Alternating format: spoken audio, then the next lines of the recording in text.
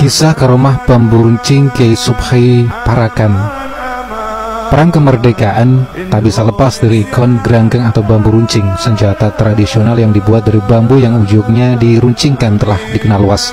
Senjata ini sudah mulai dipakai dalam ketentaraan semenjak pendudukan Jepang. Dari beberapa foto tua tampak prajurit peta berlatih menggunakan bambu runcing. Mereka memperlakukan bambu runcing layaknya senjata bayonet. Bahkan ketika Kolonel Sudirman berhasil mempecundangi pasukan Inggris di Ambarawa atau Palagan Ambarawa 15 Desember 45, ternyata semangat heroisme pejuang saat itu juga terkait dengan soal bambu runcing. Khusus untuk soal penggunaan bambu runcing, maka dipastikan akan terkait dengan peran dari Kiai Haji Subhi dari Pondok Pesantren Parakan. Letak pesantren ini berada di kota sejuk Temanggung dan tak jauh dari salah satu markas tentara Belanda yang berada di Ambarawa. Saat itu kaum muslim, khususnya para pejuang, sangat percaya akan tuah dari bambu runcing bila sudah didoakan oleh Kiai Subhi. Bahkan saking terkenalnya, masa rakyat beramai-ramai mendatangi pesantrennya. Jalur kereta api kini rutenya sudah dimatikan. Yang menuju kawasan Temanggung kala itu selalu penuh disesaki dengan penumpang yang membawa sebatang bambu dengan panjang 2 meter yang ujungnya diruncingkan itu. Mereka datang untuk meminta karomah dari kiai tersebut. Tak hanya para santri pesantren saja, orang tua mereka juga mendorong agar putranya yang menuntut ilmu di pesantren agar membuat bambu runcing yang nantinya akan disuguhkan atau didoakan kepada Kiai Subhi. Pesantren Parakan ini tentu saja segera menjadi tujuan para pejuang yang datang dari seantero Jawa yang ingin memenangkan perang.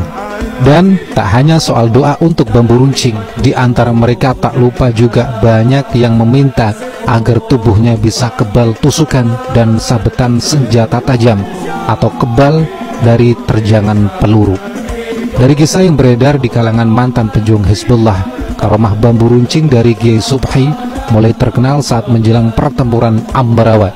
Pada suatu pagi seusai mengajar santrinya, Kiai Subhi berdiri di tengah halaman sembari memegang sebilah geranggang atau bambu runcing. Tiba-tiba tepat di atas langit pesantrennya melintaslah pesawat pengebom Belanda yang saat itu memang sangat ditakuti pejuang kemerdekaan.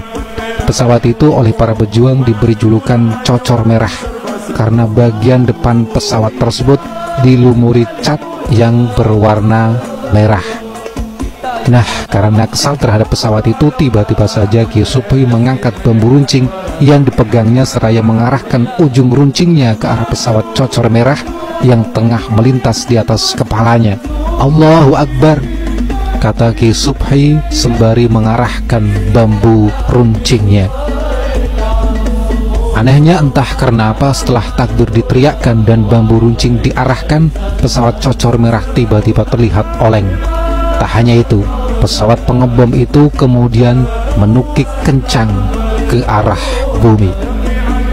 Semua santri pun terkesima, dan beberapa jam kemudian datang laporan dari para pejuang yang menyatakan bahwa ada pesawat Cocor Merah yang terjun ke Rawapening.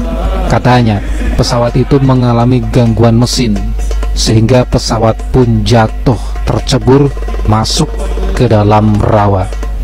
Kisah inilah yang kemudian meluas. Menteri Agama di era Presiden Soekarno, Kiai Haji Syaifuddin Zuhari pun mengisahkan berbondong-bondong barisan-barisan Laskar dan TKR menuju ke Parakan, yaitu sebuah kota kawadanan di kaki 2 gunung pengantin, yaitu Sindoro dan Sumbing.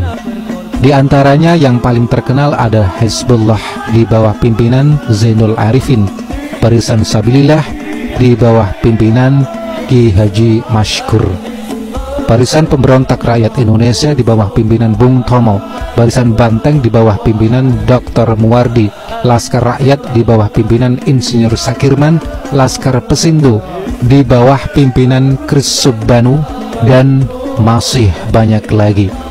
Sudah beberapa hari ini, baik TKR maupun badan-badan kelaskaran berbondong-bondong menuju ke Parakan.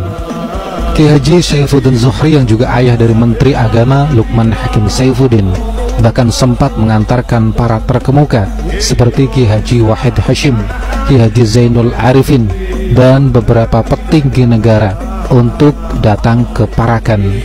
Sejak itulah Parakan di dalam masa perang kemerdekaan dikenal sebagai kota Ganggrang atau bambu runcing. Semoga bermanfaat.